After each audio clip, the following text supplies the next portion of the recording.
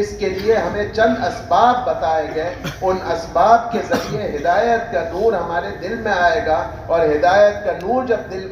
دل میں آئے گا تو دین پر چلنا آسان ہوگا، اور جب دین پر ہم چلنے والے بنیں گے تو اللہ تعالیٰ ہمارے دنیا اور آخرت کے، اور ہمارے انفرادی اور اجتماعی، اور ہمارے ملکی اور ملی، اللہ تعالیٰ ساری پریشانیاں اور سارے مسائل کو ختم کر دیں گے۔ وہ کون سے اسباب ہیں جس کے ذریعے ہدایت کا ملنا ہمارے لیے آسان ہو؟ اس کے لیے پہلی بات ہمیں یہ بتائی گئی، اِلَّا الَّذِينَ آمَنُوا، اپنے دل پر محنت کرو اور دل کی زمین کو ہموار کرو، دل کے اندر ایمان کو پیدا کرو، دل کے اندر اللہ کی محبت کو پیدا کرو، دل کے اندر رسول اللہ صلی اللہ علیہ وسلم کی عظمت کو پیدا کرو، دل کے اندر یہ یقین پختہ کرو